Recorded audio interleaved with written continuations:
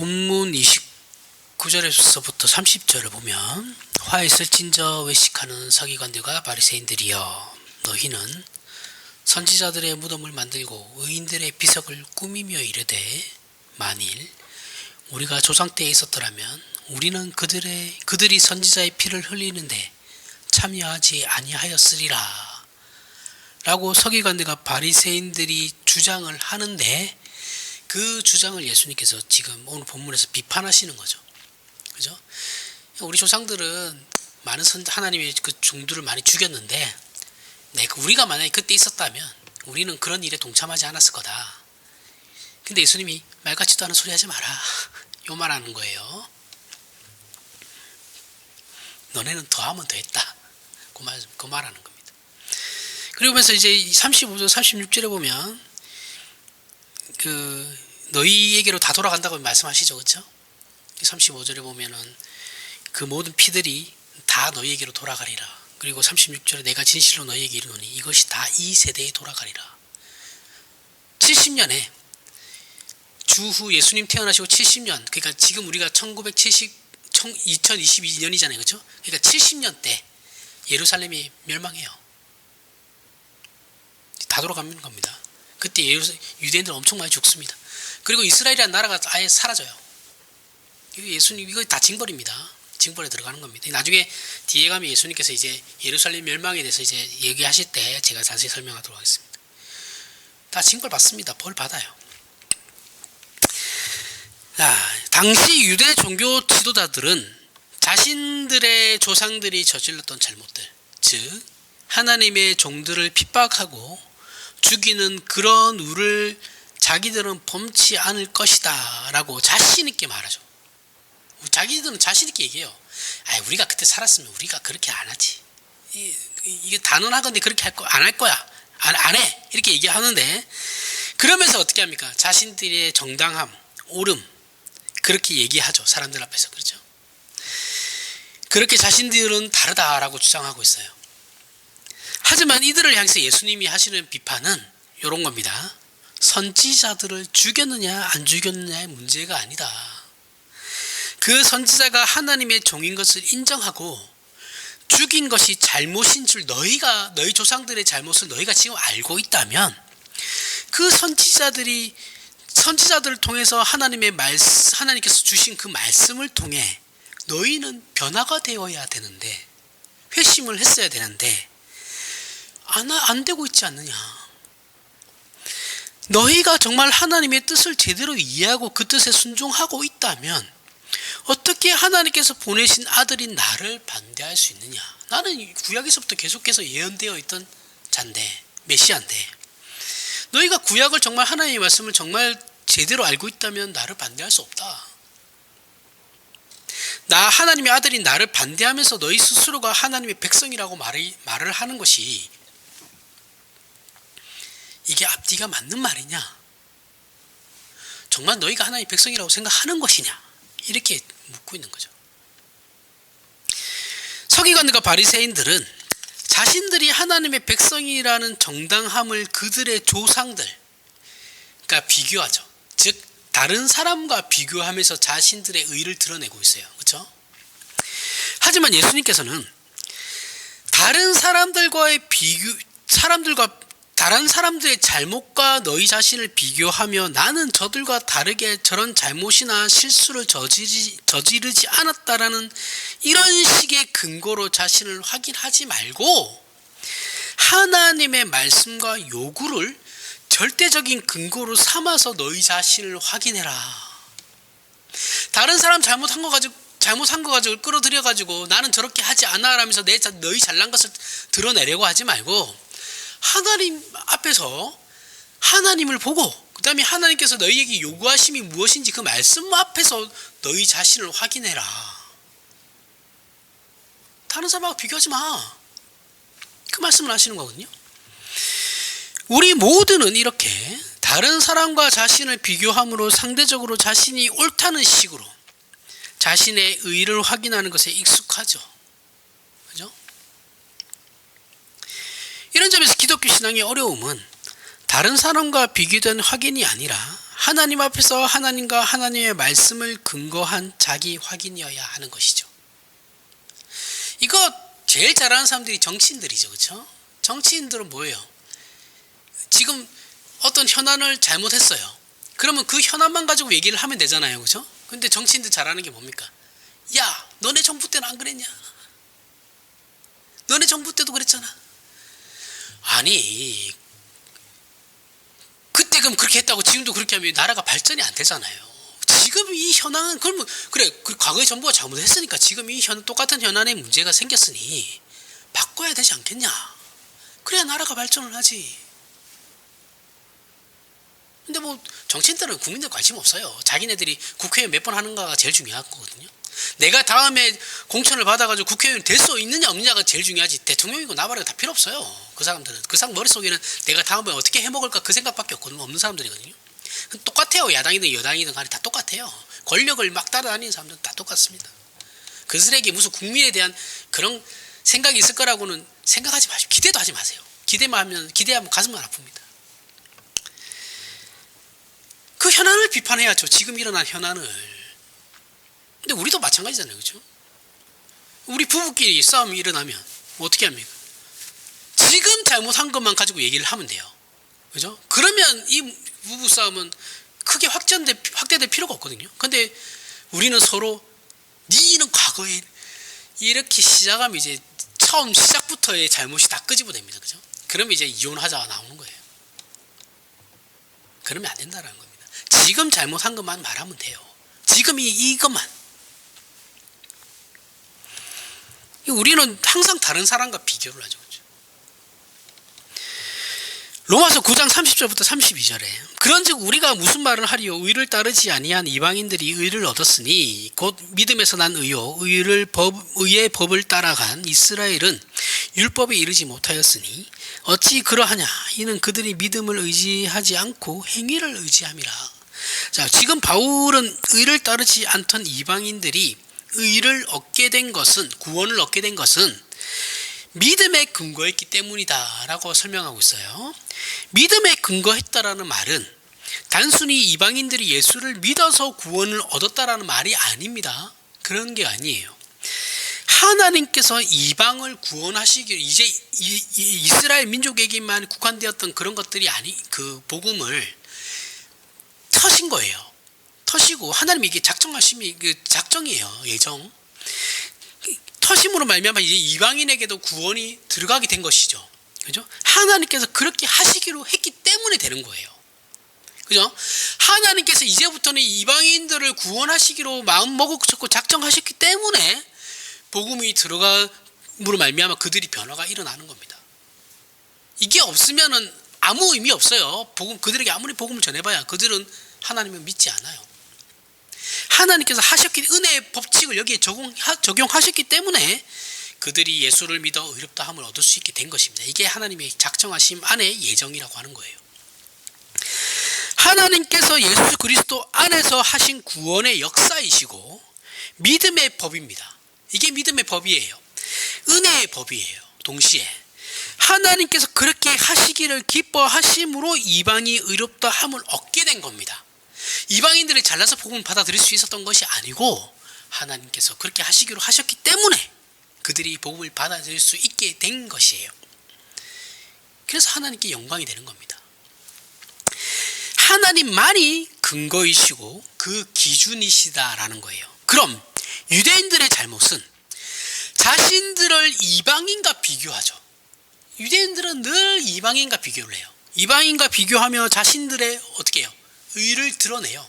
우리는 율법도 없는 것들이 무슨, 우리는 율법도 있고 성전도 있어. 그 성전 70년 내에 불타버려요. 없어져 버려요. 하나님께서 필요 없으니까 없애버리신 거죠. 그죠? 더 이상 필요가 없는데 너네는 뭘 이걸 붙잡고 있냐고 없애버리신 거예요. 이들은 그러면서 자신들의 행위를 어떻게 해요? 의롭다 말하고 있고 자신들의 그 행위를 또 의지하고 있죠. 그죠?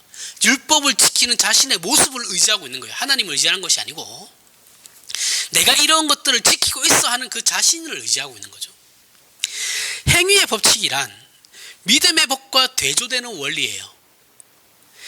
믿음의 법이 자기 안에 근거가 없는 은혜의 법칙, 하나님이 그렇게 하셨기 때문에 라고 하는 법칙이라고 한다면, 행위의 법칙은 자기 안에 내 안에 내 근거를 만드는 거죠. 어떻게, 어떤 근거입니까? 내가 율법을 지키고 있다라는 나 자신, 그죠?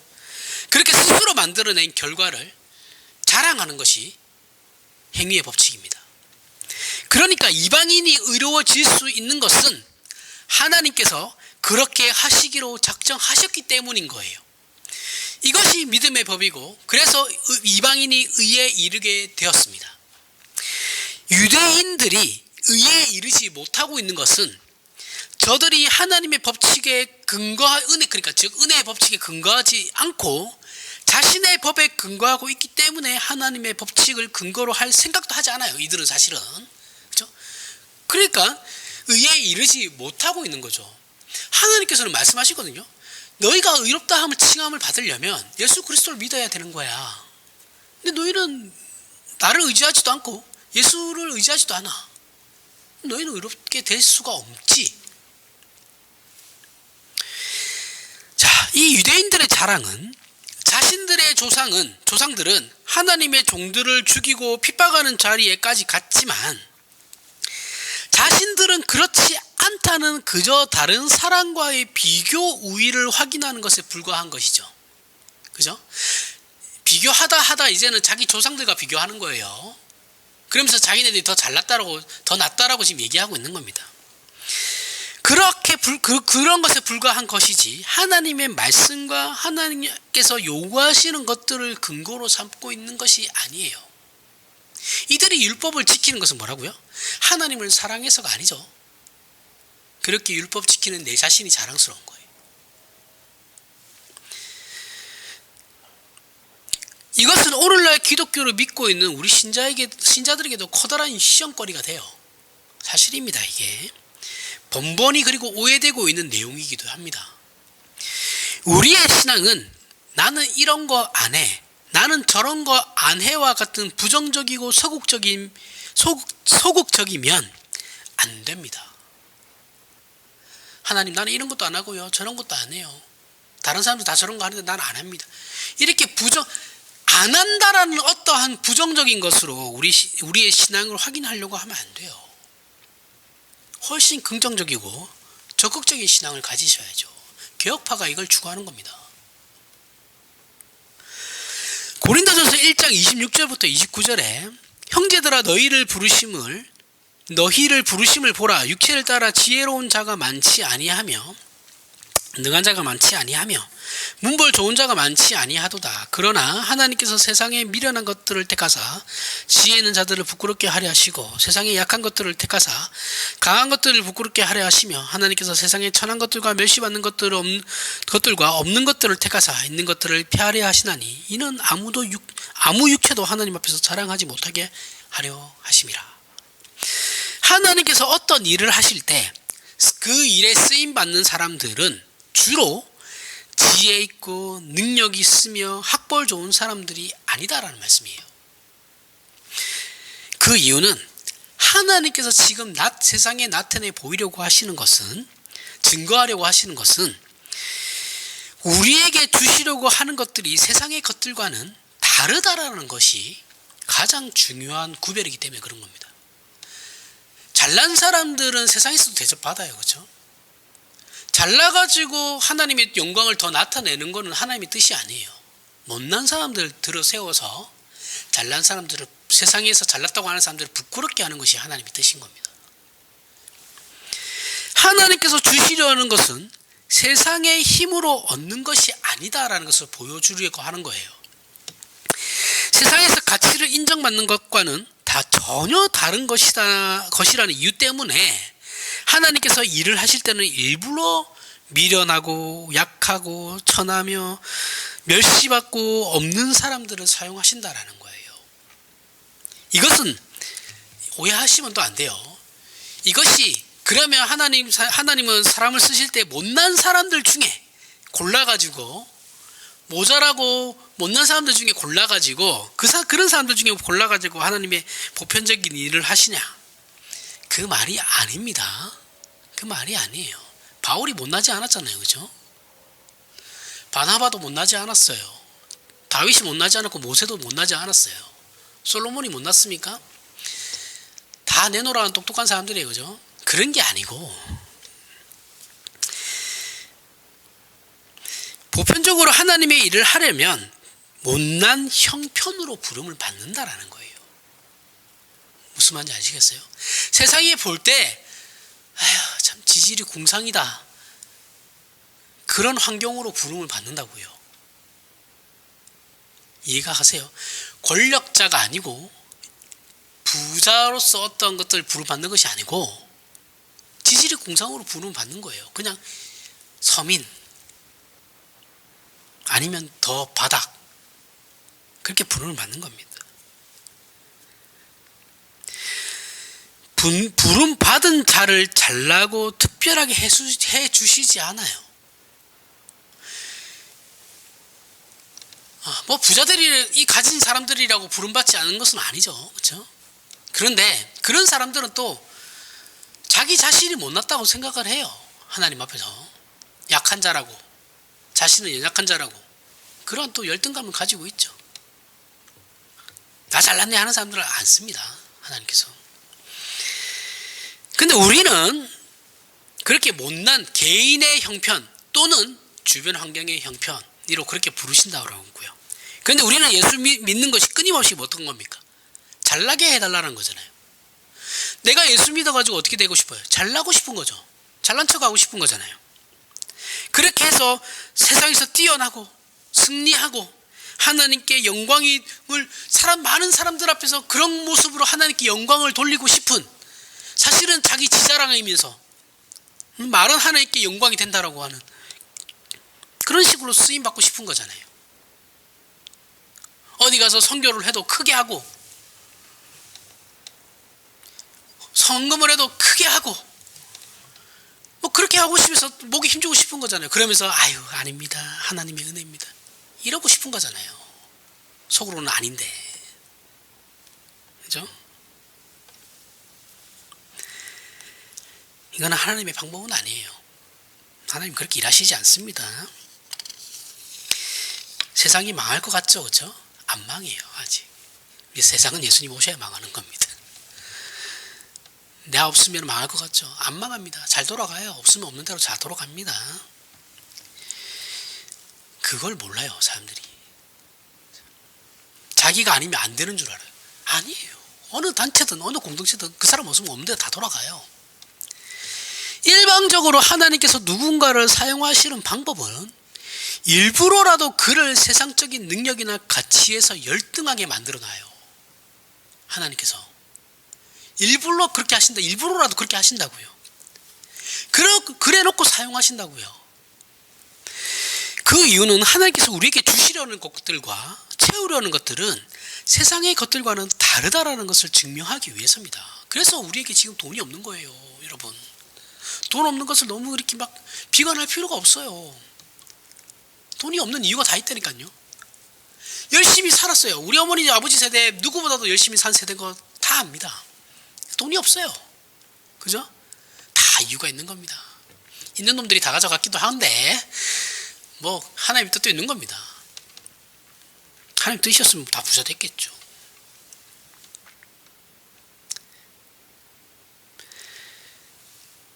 세상과 다르다는 걸 증명하면서 살아라는 거죠. 그죠? 그럼 그 다름이 무엇이냐? 고린도전서 1장 30절에 너희는 하나님으로부터 나서 그리스도 예수 안에 있고 예수는 하나님으로부터 나와서 우리에게 지혜와 의로움과 거룩함과 구원함이 되셨으니, 자, 우리가 자주 사용하는 표현대로 의와 진리의 거룩함으로 지으심을 받은 자라는 뜻이에요. 이 말씀이 신자들이 자신들을 확인할 때는 예수께서 서기관들과 바리새인들을 비판하시는 내용과 같이 나는 저들과 같지 않아 라는 상대적인 확인이 아니고 하나님의 뜻을 따라 그분께서 요구하시는 내용으로 변화된 것으로 하나님 앞에서 내 자신을 확인하라는 말씀입니다. 하나님의 절대적 요구 앞에 맞게 이 세상이 만들지도 못하고 그 가치를 인정하지도 않는 신자들만이 가지는 거룩한 것들로 채우고 하나님 앞에서 자신을 확인하는 신자의 적극적이고 긍정적인 이런 차원에서 책임 있는 신자들이 되며 그런 것들로 자기 확인의 기준을 삼으라는 말씀이에요. 다른 사람과 비교하지 말고 하나님이 요구하시면 우리 모두가 다 압니다. 모르지 않아요. 하나님을 사랑하고 내 이웃을 사랑하라는 거예요. 이거 모르는 사람이 어디 있어요? 교회 다니는 사람 중에. 안 하니까 문제죠. 그걸 안 하고 우리는 다른 걸 하니까 문제예요. 다른 걸 자꾸 하려고 하니까. 예전에는 저 초등학교 때만 해도 여름만 되면 우리나라 곳곳에서 홍수가 많이 났죠. 그렇죠? 그때는 우리나라가 그렇게 잘 살지 않았으니까 지금처럼. 홍수가 났습니다. 여름만 되면 그랬던 것 같아요. 그 홍수가 나가지고 수재의연금 그때 막 TV 나오잖아요. 그죠? 방송하고 막 이럽니다. 그 배송방송으로 진행을 해요. 그러면서 이제 사람들 줄 쭉 서 있고 그 수재연금 나와가지고 돈 내고 봉투에 돈 내고 봉투에 돈 담아가지고 그 화면 넣을 때 이제 그 아나운서들이 나와서 이제 인터뷰도 하죠. 왜 이런 일을 하게 되었냐? 왜 어떻게 이렇게 이런 마음을 가지게 되었냐? 뭐 이런 인터뷰 다 기억하시죠? 저만 아는 거 아니잖아요. 제가 잘 어른데 여기서 다 아실 겁니다. 그러면 꼭 특히 이제 목욕탕 같은 데 가면 아저씨들이 뒤에서 이렇게 제가 목욕탕 갔을 때 그런 방송이 나왔거든요. 그럼 또 아저씨들 중에 한 명 두 분이서 이제 꼭 그런 말씀하세요. 아유 저거 얼굴에 TV 나오고 싶어가지고 저거 돈 들고 나와가지고 저 짓 한다. 나는 저렇게는 안 한다. 그렇게 말씀하시는 분도 꼭 있었어요. 가족들 중에도 있고 그런 아저씨들도 있고 뭐 그랬습니다. 그러면서 안 하죠. 자기는 10원도 안 해요. 원래는 TV에 나오지 않아도 해야 되는 거죠. 그죠? 저희 초등학교 때는 500원씩 내고 이랬거든요. 학교에 수재연금 모금 해가지고 하면은 그때는 뭐 평화의 댐 지금 만든다고 그 사기 하는데 제 돈 들어갔어요. 거기도 500원씩 걷고 그 수재연금 매년 500원씩 막 이렇게 걷었어요. 폐품도 막 들고 가고 이랬잖아요. 그죠?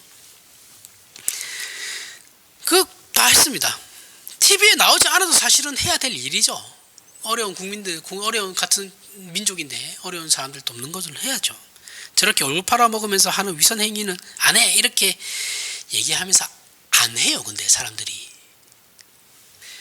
우리는 그런 모습을 보면서 참다운 선행을 하는 것이 아니라 그저 안 해요. 그렇게 비판을 했으면 자신은 모르게 하면 되잖아요. 그죠? 근데 안 해요. 물론 참다운 선행을 하는 것이 제일 좋아요. 모르게 하는 것이 제일 좋습니다. 그것보다 못한 것이 이제 이렇게 거짓 선행이라도 하는 거죠. 그죠? 거짓 선행이 이거보다 못한 거고 그거보다 더 못한 게 뭐냐면 이렇게 뭐라고 하면서 아무것도 안 하는 사람이 제일 나쁜 사람이에요. 그죠? 거짓말이라도 거짓 선행이라도 행하면 그 선행 때문에 덕을 보는 사람들이 있거든요. 그것조차도 안 하면 그게 제일 나쁜 거죠. 자기는 제일 나쁜 짓 하고 있으면서 자기보다 잘난 사람 욕하고 있는 거예요. 이렇게 우리는 입으로 옳음을 말하면서 정작 우리 자신은 나쁜 자리에 앉아 있을 수 있어요. 언제든지 그렇습니다. 누구나 다 그럴 수 있어요. 누구나 다 그럴 수 있고 누구나 이런 잘못은 저지를 수 있습니다. 저라고 뭐 안 하겠습니까? 저도 그럴 수 있어요. 우리 인간이라는 존재 자체가 그런 존재들이라는 거예요. 초창기 한국교회 신앙의 선배들은 핍박받으며 예수를 믿었어요. 그죠? 이때는 우리나라 초창기 기독교 들어왔을 때 예수는 목숨 걸고 믿어야 되는 거였거든요. 그 집안이 박살이 날 수가 있었던 시기였어요. 그래서 이들에게는 예수 믿다가 죽을지도 모른다라는 그런 순교의 각오가 늘 있었습니다. 그래서 예수 믿으면서 죽는다라는 것에 대해서 그렇게 막 이게 어떻게 그럴 수가 있어 이런 마음은 없었어요. 늘 죽음을 각오하고 있었어요. 그래서 죽으면 죽으리라는 그 에스더의 말을 인용을 많이 했죠. 그런데 지금은 그런 시기가 아니에요. 그렇죠? 지금은 평화의 시기입니다. 이제는 목숨을 걸고 예수 믿는다고 하는 것이 우리 신앙의 확인이 될 수 없어요. 지금 예수 믿어도 목숨이 걸리는 일이 없으니까요. 우리나라에서는. 그죠? 그럼 뭘로 나타났냐? 나는 목숨을 걸고 예수 믿는다가 아니고 복을 받는다로 나타나기 시작했어요. 극과 극이죠. 그죠? 참 우리나라 사람들은 중간이 없어요. 이거 아니면 저거예요. 너무 극단적이에요. 이런 건 좀 별로 안 좋은 겁니다. 우리나라는 극단적이죠. 복 받는다. 예수 믿으면 복 받는다로 넘어가 버렸는데 이게 너무 빨리 넘어갔죠. 극단적으로.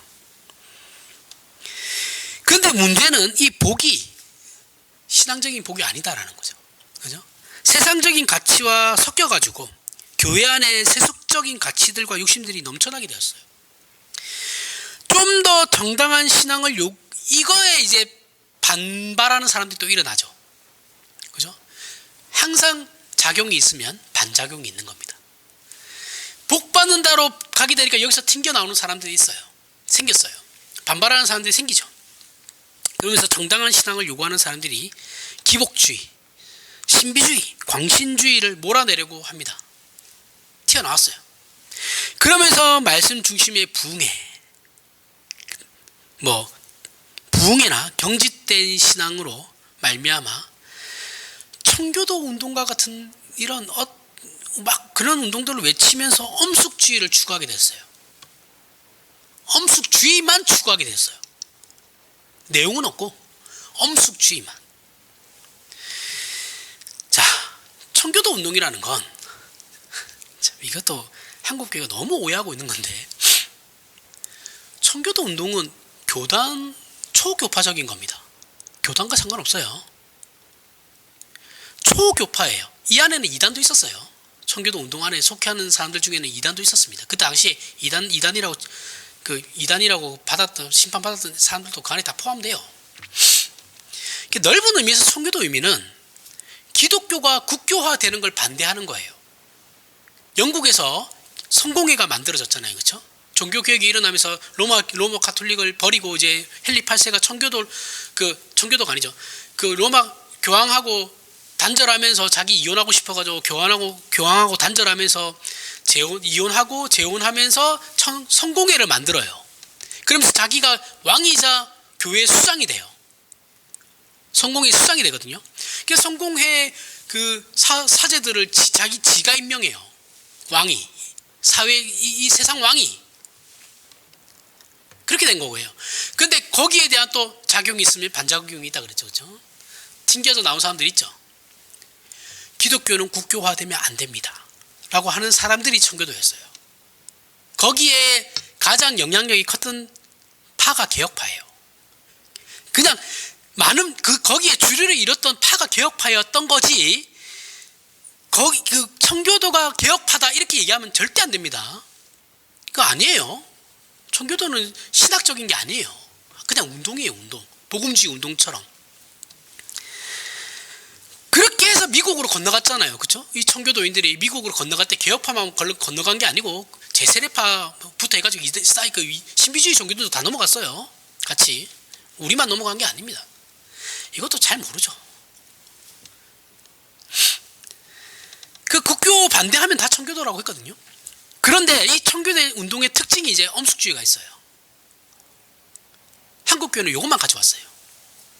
이것만 가져와가지고 경직된 신앙을 만들기 시작해요.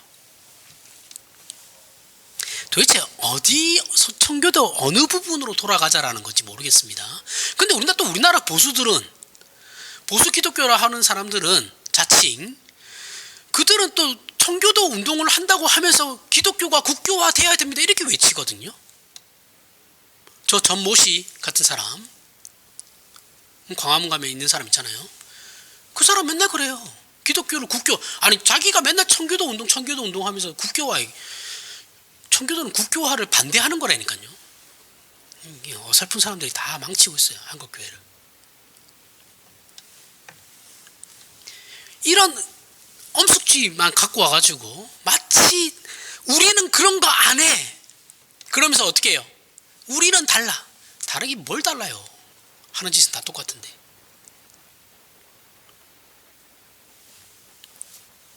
그러면서 마치 우리는 이렇게 하나님 앞에서 진정성을 가지고 엄숙하게 우리는 다릅니다, 하나님. 정당한 신자입니다. 이렇게 외치고 있는 게 오늘날 한국교회 개혁파입니다. 너희는 난리를 치며 왜곡된 신앙을 믿고 있지만 우리는 아니야. 우월주의죠. 이런 우월주의에 빠져 있는 게 오늘날 개혁파입니다. 그래서 진정으로 하나님의 말씀을 들은 자로서의 마땅한 반응과 마땅한 변화 같은 것들은 결실되지 않아요. 그러니까 한국교회가 요 모양 요 꼬라지죠. 그들이 정말 하나님의 살아있는 말씀을 그대로 했더라면 이런 결과는 한국교회 지금 교회에 이런 결과가 일어나지는 않아요. 지네들도 엉터리였던 거예요. 솔직하게 얘기하면 자기 마음에 자기들이 그 꼬라지 보기 싫었던 거지 하나님하고는 아무 상관없었던 일이죠. 그런 차원에서 개혁파 신학을 추구하는 교회는 침체된 분위기를 이끌어가고 있죠. 그죠? 개혁파를 제대로 이해했으면 그렇지 않은데 절대 침체될 수 없거든요. 어설프게 아니까 신학의 적극성과 긍정적인 부분은 다 사라졌어요. 다 사라지고 엄숙주의만 남아있어요. 에헴 이거 맞아. 다 뭐 양반이나 되는 것처럼 앉아가지고 사대부나 되는 것처럼 얌전 떨죠. 그런 식으로. 개혁파 신학이 잘못됐다라는 게 아닙니다. 개혁파 신학은 맞아요. 옳아요. 성경적입니다. 가장 성경적이에요. 사람이 문제예요. 사람이. 율법이 잘못된 게 아니잖아요. 그렇죠? 율법을 어떻게 사용한 그 바리새인들이 문제인 것이지 사람이 문제예요. 사람이 늘. 이 싸움을 하라는 겁니다. 이 싸움을 너네들이 해야지. 고린도후서 4장을 보면 지금 우리가 얘기한 부분이 이 부분을 가르치는 내용이 있습니다. 4장 7절에서부터 10절에 우리가 이 보배를 질그릇에 가졌으니 이는 심히 큰 능력은 하나님께 있고 우리에게 있지 아니함을 알게 하려 함이라. 우리가 사방으로 우겨싸움을 당하여도 쌓이지 아니하며 답답한 일을 당하여도 낙심하지 아니하며 박해를 받아도 버림받지 아니하며 거꾸로뜨림을 당하여도 망하지 아니하고 우리가 항상 예수의 죽음을 몸에 짊어짐은 예수의 생명이 또한 우리 몸에 나타나게 하려 함이라. 예수의 죽음을 몸에 짊어졌다라고 바울은 얘기하고 있어요. 예수 그리스도의 죽음은 죄에 대한 죽음이에요. 그죠? 죄와의 관계를 끊는 죽음입니다. 이것이 없으면 예수의 생명이 나타나질 않아요. 다른 사람들이 사람 앞에 잘 보이기 위해 가증하고 교활하며 거짓되고 사기치며 겉치장만 하는 본문의 내용으로 하면 외식하는 자를 목표로 살아간다고 칩시다. 다른 사람들이. 그럼 정당한 신앙을 추구하겠다라는 우리들, 개혁파를 하겠다, 개혁파를 함으로 말미암아서 나는 정당한 신앙을 추구하겠다라는 우리들은 나는 그렇지 않아, 나는 사람들 앞에서 잘난 척 안 해, 이것이 우리의 확인이 되면 안 된다고요. 나는 너희들 같지 않아, 이걸로 나를 확인하게 되면 그 개혁파도 말짱 도루묵이에요. 이해가 가서 무슨 말인지 이해하시죠? 딱 요 수준이거든요. 한국 개혁파는. 지금 본문에서 서기관들과 바리새인들은 우리는 조상들처럼 선지자들을 죽이지 않았어라고 그 자기들과 자기 조상들과 비교함으로 자신들의 의를 드러내려고 했고 그걸 예수님께서 비판하시는 거거든요. 이 문제는 안 죽인 것이 아니라 그랬죠. 죽이고 안 죽이고의 문제가 아니라 더 적극적인 내용으로서 하나님께서 선지자들을 통해서 하신 말씀을 너희가 알고 있지 않냐. 그러면 그래, 너희 조상들은 그 말을 못 알아들어서 선지자들 죽였다 치자. 그러면 너희 후손들은 그 말을 알아듣고 있으니까 너희들은 그 선지자들을 안 죽일 거라고 하지 않느냐. 그러면 너희는 하나님께서 그 당시에 선지자를 통해서 말하는 내용을 알고 있다라는 내용, 그 뜻인데 그럼 왜 너희는 변하지 않아? 그런데 너희는 왜 나를 안 믿어? 뭐가 문제지? 이해가시죠? 이거 이해가셔야 됩니다.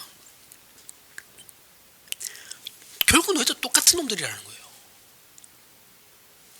그런 식으로 확인을 하니까 너희가 변하지 않는 거야.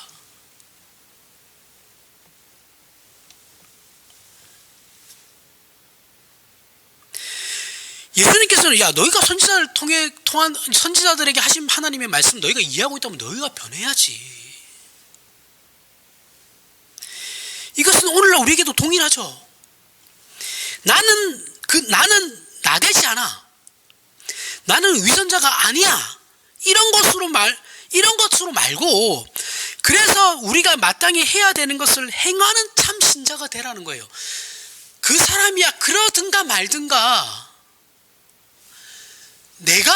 나는 하나님 앞에서 나는 하나님의 말씀을 지키는 자로서 살겠다, 이렇게 돼야 되는 건데, 우리는 저 사람은 나는 저 정도는 아니잖아요 하나님, 이 정도로 자꾸 면죄부를 받으려고 그래요. 그래가지고는 아무런 발전이 없습니다. 진정한 신자가 될 수 없어요. 그 싸움을 하라는 말씀이거든요. 우리는 결국 서로 비교하는 것에 빠져 있어요. 제발 좀 안 그랬으면 좋겠습니다. 비교하고 또 비교해요. 그러면서 자기 삶을 또 한탄해요. 다른 사람이 뭐라고 할까? 특히 한국 사회는 그렇죠. 일본 사회하고 한국 사회는, 중국 사회도 그렇고, 동아시아 문화가 이상하게 남들 시선을 그렇게 신경 써요. 다른 사람이 뭐라고 할까? 저들이 나를 어떻게 볼까? 그래서 난 잘난 척 안 해. 나서지 않아. 이런 것들만 걱정하고 있지, 참다운 하나님의 사람으로 채워나가야 되는 의와 진리와 거룩과 생명에 관한 문제에 대해서는 시도도 하지 않아요. 시도를 안 하니까 노력도 안 하는 거죠. 당연히 노력을 안 하니까 점검이나 책임이나 자책과 같은 것들은 저 멀리 차버렸습니다. 없어요. 그러니까 한국교회가 성장하지 않죠. 성숙하지 않는 거죠. 우리가 이런 상태라면 오늘 본문에서 예수께 비판받고 있는 서기관들과 바리새인들과 무엇이 다르냐라는 거예요. 무엇이 다릅니까? 도대체 오늘날 한국교회 기독교인들이 2000년 전에 그 예수님께 비판받고 있는 그 바리새인들과 뭐가 달라요? 오늘 한국교회 목사들이 그 당시에 바리새인과 제사장들하고 뭐가 달라요? 더하면 더 했잖아요. 지금 더 심하죠. 우리가 바로 21세기 서기관들과 바리새인들인 거죠. 참된 신자들이 만들어 가야 하는 것이 무엇인지를 바르게 알아야 됩니다. 어떤 부분에서 우리가 싸워야 되는지를 피하 구별을 해야죠. 피하 식별도 못하고 그냥 아무나 다 갖다 쏘아대면 아군이고 나발이고 다 죽이죠. 뭐 그러면 다 죽죠. 우리가 속한 나라가, 사회나 환경이나 분위기가 우리의 신앙함에 어떤 핑계거리가 될 수 없어요. 나는 이런 분위기에서 신앙을, 내가 속한 이런 사회에서 내가 무슨 신앙생활을 할 수 있겠어? 그건 핑계예요. 목숨 걸고도 할 수 있어요. 목숨을 걸어야 했던 그 시대도 신앙생활은 했어요. 그 정도로 지금 우리에게 용기가 필요한 게 아니잖아요. 내가 지금 예수 믿는 게 그 우리 선배들만큼의 용기를 가져야 하는 일입니까? 아니죠. 지금 배불러서 등 따시니까 문제죠. 그죠? 배부르고 등 따셔가지고 집이 없는 것도 아닌데 더 큰 집을 가지고 싶어서 난린 거죠. 그죠? 밥 굶는 사람 여전히 있는데 더 좋은 거 먹고 싶어서 욕심을 부리는 시대인 거잖아요. 안 그래도 되는 거잖아요.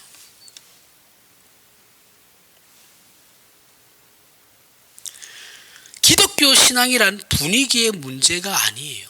어떤 단체의 문제도 아닙니다. 이런 것이 우리의 무책임함의 핑계가 되지 못해요. 또 이것으로 덕을 보지도 못합니다. 제가 늘 얘기하잖아요. 대통령이 기독교인이건 아니건 교회하고는 아무 상관없다고. 아무 상관없어요. 덕을 볼 게 없어요. 오히려 욕만 먹어요. 잘못하면. 기독교 신앙은 언제나 하나님 앞에서 개인이 책임을 지는 겁니다. 제가 여러분 나를 위해서, 목사님 저를 위해서 기도해 주세요 하면 목사로서 당연히 교인이니까 기도해 주죠. 근데 결국은 본인이 변해야 되는 거예요. 본인이 하나님과의 관계의 문제라고요. 목사는 상관이 없어요.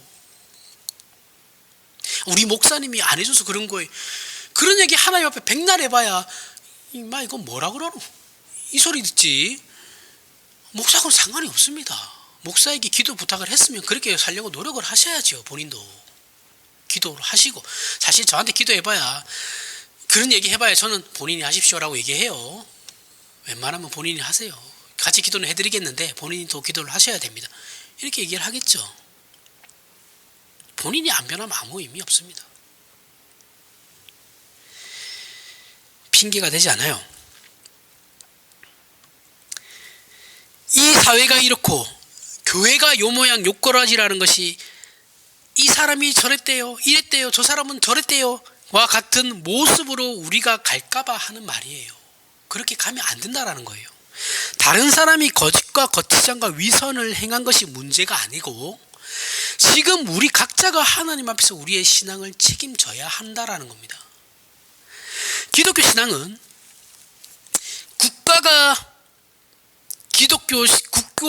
기독교가 국교라고 해서 그 나라 국민이 구원을 받는 것도 아니고, 부모가 예수를 믿는다고 해서 그 자식이 구원을 받는 것도 아니에요. 대신해 줄 수 있는 것도 아닙니다. 각자가 하나님 앞에서 책임을 져야 하는 것이라서 부모의 신앙이 자녀를 구원하지 않아요. 아무 상관없어요. 결국은 그 자녀가 예수를 믿어야 되는 것이에요. 국가의 정당함이 개인의 신앙을 대신하지도 않습니다. 오히려 우리 개인의 신앙이 국가를 보존하게 하죠. 그죠? 한 사람의 기독교인이, 신자가 나라를 보존하게 만드는 건 있어도 나라가 한 사람의 기독교인을 보존해 주진 않아요. 의인 10명이 있어야 그 나라가 사는 겁니다. 성경의 원리는 그래요. 이것이 우리가 가진 신앙관이다라는 거죠. 근데 우리는 힘 있는 사람들이 좀 하세요 하고 본인들은 싹 빠지려고 그러죠. 한국교회는. 그래서 자꾸 있는 사람들, 가진 사람들, 예수 믿는 장로 대통령 만들고 싶어 하잖아요. 자기네들은 아무것도 안 하려고. 우리 모두는 오늘 예수 그리스도의 비판 앞에 서 있어야 됩니다. 저도 그렇고 여러분들도 다 그래요. 여기에 열애는 없어요. 신자는 모두가 하나님 앞에 서는 겁니다. 목사이기 이전에 신자예요. 하나님 앞에 서 있는 겁니다. 우리의 신앙을 다른 사람과 비교하지 마시길 바랍니다. 의미가 없어요. 무슨 의미가 있어요? 우리의 신앙은 상대평가가 아니에요. 절대평가로 가야 되는 겁니다. 우리 모두가 하나님 앞에 서 있다는 것을 잊지 마시길 바랍니다. 우리의 신앙이 하나님 앞에서 각자가 받는 그 말씀과 예수 그리스도의 십자가로 시작된 신앙인의 마땅한 내용에 어느 누구도 개입할 수 없고 도움을 줄 수도 없으며 핑계 삼을 수도 없어요. 그러한 개인적인 책임을 지고 있는 입장이라는 것을 반드시 기억하시기 바랍니다. 기억하셔서 오늘 예수님의 비판이 우리 평생에 잊혀지지 않는 비판이 되어 가슴에 새기십시오. 마음에 새기세요. 세상이나 사람들 앞에 우리가 서 있지 않고 하나님 앞에 서 있다는 것을 이것도 가슴에 새기세요. 그렇게 인식하는 말씀이 되고 다시 하나님 앞에 설 때 부끄럽지 않은 저희들이 되시길 바랍니다. 기도하겠습니다. 하나님 아버지, 은혜를 감사합니다. 하나님께서 우리를 예수 그리스도 안에서 하나님의 자녀로 삼으시면서 우리 안에 생명과 거룩함과 영원함을 채우라고 허락하셨고 그렇게 명령하셨습니다. 오늘 우리의 실패는 언제나 우리보다 못난 자들과 비교하는 것에 있습니다. 우리를 자랑하며 다른 사람들의 못난 것을 헤집어 그 위에 우리 스스로의 승리를 꽃피우는 못난 자리에 있는 사람들이 저희들입니다. 이런 우리로 하나님 앞에 서 있음을 깨닫게 하셔서 하나님의 말씀으로 근거하고 내용한 자기 훈련과 경건함에 속한 우리의 책임들을 마음에 두는 진정한 신자로 우리의 남은 여생을 하나님 앞에 인정받는 인생이 되게 하셔서 주님 다시 만나는 그날 부끄러지지 않게 주님 앞에 설 수 있게 하여 주시옵소서. 예수님 이름으로 기도합니다. 아멘.